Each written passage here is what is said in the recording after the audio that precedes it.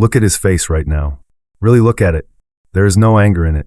No slammed door, no raised voice, no single fight you could point to and say, that is when it ended.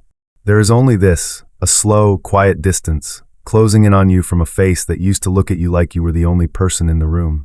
And somewhere in your body, you already know what is happening here.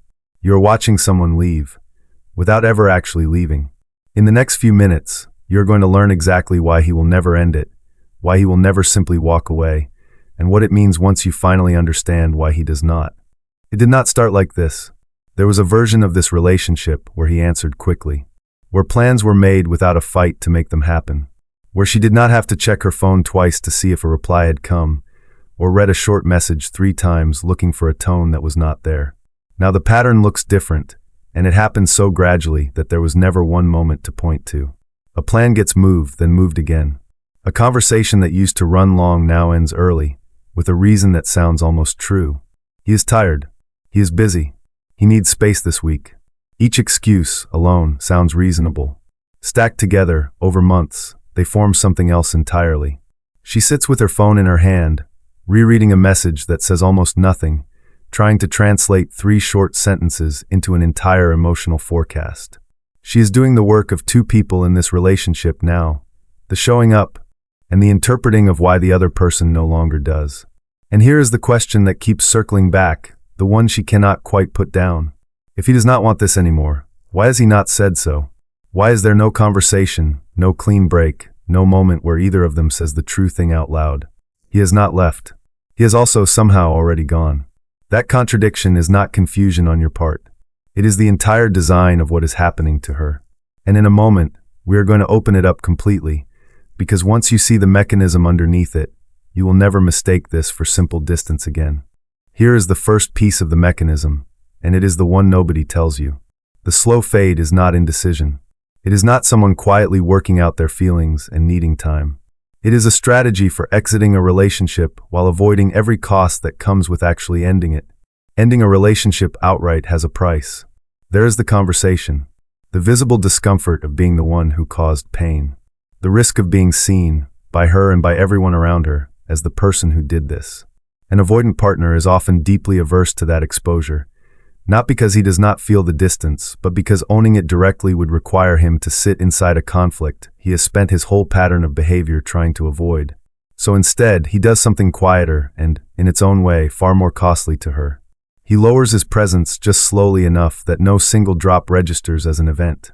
He lets her absorb the entire emotional labor of figuring out what is happening, while he stays technically present, never gone, never fully here. This is the first stage of the payoff. The fade is not passive. It is a withdrawal engineered to look passive, so that responsibility for the ending never has to land on him. But there is a second layer underneath that, and this is where it gets more uncomfortable.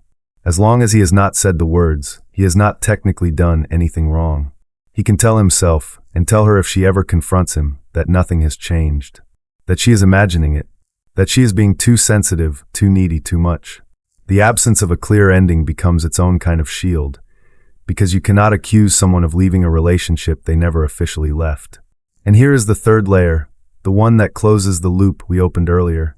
Why does he stay technically present at all, if he already wants to be gone? Because presence, even distant presence, still gives him access. Access to comfort if he wants it. Access to attention on his terms. Access to the relationship as a safety net, without any of the responsibility of maintaining it. He gets to keep the exits open in both directions, staying available enough that she does not fully let go, distant enough that he never has to fully arrive. That is not confusion. That is a very efficient, very low-cost way to end something, without ever paying what ending it actually costs. Now, here is where this pattern stops being a dating problem and becomes something you need to see clearly.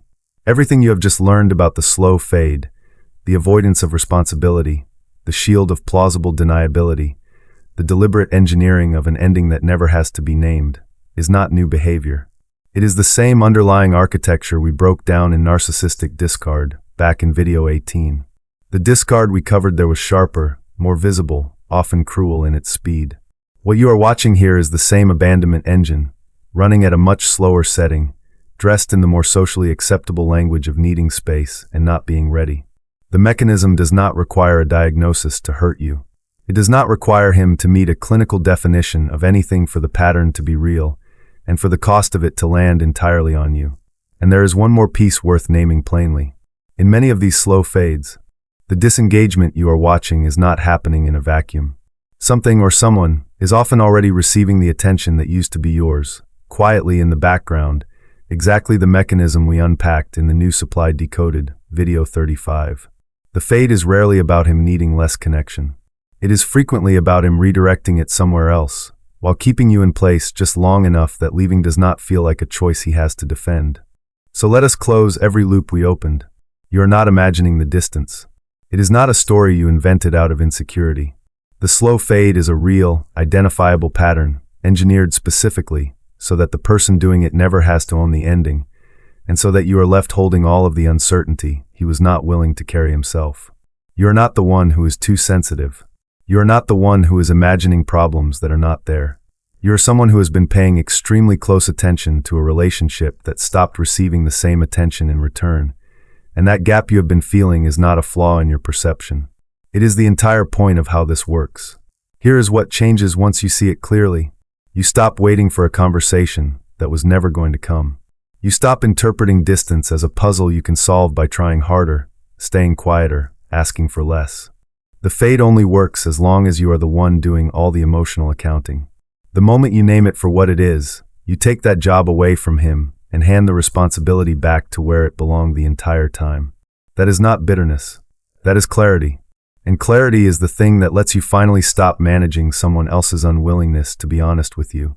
If this video described something you are living through right now, I want you to sit with one thing before you go. You are allowed to name an ending even if the other person never will. You do not need his confirmation to know what you already know. If you want to go deeper into where this pattern comes from, go back and watch Narcissistic Discard, video 18. It is linked in the description, and it is where this entire mechanism was first laid out in full. And if you have ever wondered what is really happening on the other side of a fade like this, the new supply Decoded, video 35, answers that question directly. Check the pinned comment below. I have put the exact question most people ask after this exact experience, answered in 2 lines, right at the top. Take care of yourself, and I will see you in the next one.